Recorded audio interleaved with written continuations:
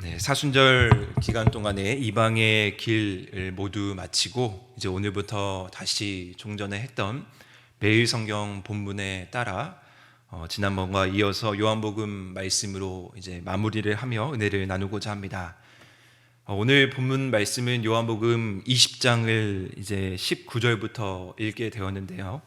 1절 말씀에서부터 보시면 부활절 아침에 대한 기록이 1절부터 나타납니다. 먼저 안식 후 첫날 이 새벽에 무덤에 간 마리아의 이야기가 1절 말씀에서 그려지고요. 오늘 이제 19절 말씀에서는 그날 저녁 제자들 가운데 예수님께서 나타나신 사건이 기록되어 있습니다. 예수님은 제자들에게 나타나셔서 몇 가지 핵심적인 메시지를 전하는데요. 오늘 본문을 통해서 몇 가지를 살펴보도록 하겠습니다. 먼저 첫 번째로 19절 말씀에 보시면 제자들에게 평강이 있을지어다 라고 말씀하시며 평강을 선포합니다. 앞서 요한복음을 읽어보셨을 때 요한복음의 대표적으로 14장에서 또 16장에서 예수님께서는 제자들에게 평강을 선포하십니다. 14장 27절에서 평안을 너희에게 주노라. 이 평안은 세상이 주는 것과 같지 않다. 너희들은 마음에 근심하지도 말고 두려워하지도 말라라고 말씀하셨고요.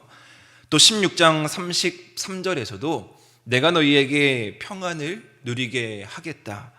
너희가 이 세상 가운데에서 환난을 당하나 내가 세상을 이기었다라고 말씀하십니다. 아마 이 말씀을 계속해서 들었던 제자들은 누구보다도 이 평강을 간절히 고대하고 바랬을 것입니다. 그런데 예수님의 십자가의 죽음이라는 소식 앞에 그들이 지금까지 들었던 세상을 이기는 평안, 세상이 줄 수 없는, 세상과 비교할 수 없는 평안에 대한 소식을 아마 까맣게 잊고 있었을 것입니다. 그래서 오늘 본문을 시작하면서 제자들의 모습이 어떻게 묘사되어 있냐면요, 유대인들을 두려워하며 문을 닫고 꽁꽁 닫고 몸을 숨기고 있다라고 말씀하십니다. 그렇게 두려워하는 제자들에게 오늘 예수님께서 나타나셔서 가장 먼저 하신 말씀이 바로 너희에게 평강이 있을지어다 라고 말씀하신 것입니다. 이 말씀을 들은 제자들은 얼마나 큰 위로가 되겠습니까? 두려워하고 근심하고 또 다 떠났던 그들에게 다시금 세상이 줄 수 없는 평안, 다시금 부활하셔서 나타난 예수님께서 세상을 이기신 평안으로 오셔서 말씀해 주신 것은 부활의 약속이 눈앞에서 펼쳐지고 있다라는 것을 제자들이 강하게 느꼈을 것입니다. 그리고 이어서 또 한 번 평안이 너희에게 있을지어다 라고 말씀하신 뒤에 예수님은 이제 그들의 사역의 자리 가운데 보내십니다. 하나님 아버지께서 나를 보내신 것 같이 이제 내가 너희들을 보낸다라고 말씀하시죠. 예수님이 처음에 12제자들을 부르시고 그들에게 각자에 맞는 사명을 주신 그 사명의 완성이 오늘 이 시간 가운데 일어납니다. 그리고 나서 예수님께서 하신 행위에 좀 주목해 볼 필요가 있는데요. 본문 말씀을 보시면 22절 말씀에 보시면 이 말씀을 하시고 그들을 향하여 숨을 내쉬며 이르시되 성령을 받으라 라고 기록되어 있습니다. 예수님께서 나도 너희를 보낸다 라고 말씀하신 뒤에 숨을 내쉬고요, 성령을 받으라 라고 말씀하십니다. 여기서 이 숨을 쉰다 라는 표현은요, 70인역 성경에 보시면 이 표현이 3번 등장합니다. 어디에 등장하냐면 첫 번째로 하나님이 사람을 창조하실 때 그 코에 생기를 불어넣을 때 숨을 쉰다라고 표현하고 있고요. 또 두 번째로는 엘리야가 과부의 죽은 아들을 살릴 때 그 코에 생기를 불어넣을 때 동일하게 숨을 쉰다라는 표현이 사용되었습니다. 그리고 마지막 세 번째로는 에스겔이 마른 뼈들을 일으킬 때 그곳에 생기를 불어넣을 때 이 숨을 쉰다라는 표현이 사용됩니다. 즉 오늘 이 요한복음에서 나타나는 예수님께서 숨을 내쉬어 성령을 그들에게 준 이 숨을 쉰다라는 것은 다시 한번 이 부활하신 주님이 제자들 앞에 나타나셔서 그들에게 새로운 창조, 새로운 시작, 새로운 세상이 열렸음을 이 숨을 내쉰다라는 표현을 통해서 예수님은 제자들에게 선사해 주고 있는 것입니다. 부활하신 예수님께서 숨을 내쉼으로 인해서 이제 제자들은 이전의 것은 다 지나갔고 새로운 것, 새로운 창조, 새로운 시작을 통해서 그들의 사명을 다시 한번 이 세상 가운데 내보낼 수 있게 된 것입니다. 이전 것은 지나갔으니 보라 새 것이 되었도다라는 말씀과 같이 이전에 그들이 가지고 있었던 실수, 넘어짐, 자책감, 두려움 이런 모든 것들은 이제 다 묻어두고 다시 새로운 숨을 내쉬면서 그들을 사명의 자리로 다시 불러주신 것입니다. 그리고요, 거기서 그친 것이 아니고요, 그들을 홀로 내버려 두는 것이 아니라 성령을 너희 가운데 허락하면서 이제 앞으로 너희들이 가는 사역 가운데 성령이 함께 동행하고 너희와 끝까지 함께 하겠다라는 약속을 하십니다. 이러한 약속 끝에 이제 24절부터는 저희들이 잘 아는 도마의 이야기가 등장합니다.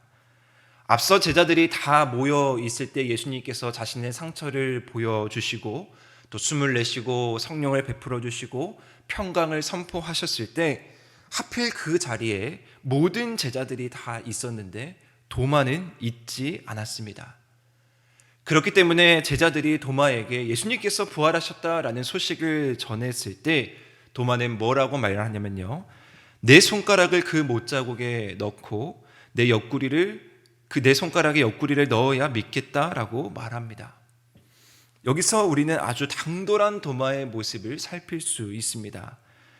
도마가 앞선 요한복음 11장 16절 말씀에서도 먼저 등장을 하는데요, 이때 나사로의 죽음의 사건에서 도마는 뭐라고 외치냐면요, 우리도 주와 함께 죽으러 가자라고 당돌하게 외쳤던 도마의 모습이 그대로 오늘 21장 말씀에서도 나타나고 있습니다.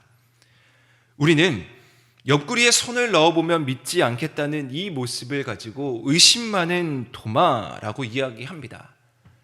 그런데 한 번 더 생각해 보면요, 어쩌면 이것이 당연한 모습이 아닐까라고 생각하게 됩니다. 오히려 도마가 외쳤던 그 모습은 많은 사람들이 이야기하지 못하고 많은 사람들이 궁금해했지만 용기 있게 대답한 모습으로 볼 수도 있습니다. 어쩌면 우리가 의심 많다고 이 도마를 깎아내리기보단요, 한 번쯤은 이 도마의 행동을 공감하면서 많은 사람들이 궁금해하고 많은 사람들이 의심 가졌던 그 모습을 이 도마라는 사람이 대변하고 있는 것은 아닌지 모릅니다. 요한복음 11장에 도마가 등장한다고 말씀드렸는데요, 이 11장에 예수님께서 나사로를 살리시고 뭐라고 말씀하십니까? 나는 부활이요 생명이니 나를 믿는 자는 죽어도 살겠고 살아서 나를 믿는 자는 영원히 죽지 않겠다라고 말씀하셨습니다. 그리고 거기에 분명히 다른 제자들은 몰라도 도마는 그 자리 가운데 분명히 있었고요, 이 말씀을 들었습니다. 그런데 예수님께서 실제로 죽고 나니 부활을 믿지 못하고 얼마나 허망한 마음이 도마 가운데 있었겠습니까? 나사로를 눈앞에서 살리는 것을 직접 봤음에도 불구하고 예수님의 죽음 앞에서 인간적인 마음으로 두려워하고 의심하고 떠날 수밖에 없었던 것입니다. 그런데 그런 도마에게 예수님께서는 굳이 이 요한복음 20장 마무리하는 이 시간 가운데 도마에게 찾아가셔서 예수님을 실제로 바라보게 하시고 그 상처를 바라보게 하시면서 도마가 흔들리고 있었던, 도마가 의심하고 있었던 그 믿음을 오늘 완성시키고 있는 것입니다. 물론 오늘 말씀과 같이 보지 않고 믿으면 더 훌륭한 믿음이겠지만 많은 이들이 보지 않고는 믿지 못하기에 누구보다 대표적으로 그것을 나타내보이고 있는 이 도마를 통해서 오늘 예수님께서는 모든 사람들의 믿음을 완성시키고 있는 것입니다. 예수님께서 약속하신 그 모든 약속을 성취하시고 부활을 완성하신 장면이 바로 도마를 통해서 나타나는 것이죠. 그렇기 때문에 우리는 이것을 도마가 누린 특권이라고 볼 수 있습니다. 예수님의 못자국을 본 이 특권을 누린 도마가 오늘 무엇이라고 고백합니까? 나의 주님이시요 나의 하나님이십니다 라고 고백합니다. 이 도마의 고백은 이전까지 누가 했었던 그 고백과도 비교할 수 없는 완벽한 신앙 고백이 되는 것입니다. 예수의 부활에 대해 가장 의심꾼이라 불려졌던 이 도마가 죽음으로부터 부활하신 주님 앞에서 이제 가장 위대한 고백을 하고 있는 장면이 오늘 본문의 말씀입니다. 사순절 기간 전에 요한복음을 통해서 요한복음 말씀을 계속해서 살펴봤는데요. 그때 가장 요한복음에서 중점적으로 두었던 질문이 예수님이 어떤 분이신가? 예수님은 과연 누구이신가를 요한복음은 계속해서 이야기하고 있었습니다. 그리고 예수님은 누구인가의 그 절정이 바로 오늘 이 도마를 통해서 완성되고 있는 것입니다. 그리고 예수님께서는 이제 보지 못하는 남겨진 자들, 또 앞으로의 세대들, 다음 세대들을 통해서 믿는 자들이, 보지 못하고 믿는 자들이 더 큰 복이 있다라고 말씀해 주시는 것입니다. 다음에 이 복음서를 읽는 사람들, 다음에 믿음을 가지는 사람들, 예수님을 직접적으로 볼 기회가 없지만 이 도마의 사건을 분명하게 기록해 주시고, 이제 앞으로 우리가 믿는 사람들은 보지는 못하지만 보지 못하고 믿었을 때 더 큰 복이 있다라고 말씀해 주시는 것입니다. 사랑하는 한우리 성도 여러분, 예수님께서는 분명히 부활하셨습니다. 도마에게 분명히 나타나셨고요. 성경에 수없이 많은 증언을 통해서 예수님의 부활을 우리 눈앞에 보여주셨습니다. 비록 우리는 예수님의 못자국과 예수님의 상처를 바라볼 수는 없지만 오늘 본문의 말씀처럼 보지 못하고 믿는 사람이 더 복되다라는 말씀을 우리는 오늘 이 땅 가운데에서 실현하고 있는 줄 압니다. 그렇기 때문에 우리는 부활하신 주님을 믿는 믿음을 더 굳건하게 지키며 나아가야 합니다. 오늘 요한복음 20장 31절 말씀에 보면은 요한복음이 왜 기록되었는지를 한 문장으로 요약합니다. 하나님의 아들 그리스도이심을 믿게 하려 하며 또 너희로 믿고 그 이름을 힘입어 생명을 얻게 하려 함이니. 우리는 이 말씀을 붙들고 요한복음을 정리하며 예수님을 더욱더 바라보며 굳건히 할 수 있는 믿음으로 날로 강해지는 우리 하늘의 성도님들 되시기를 소망합니다.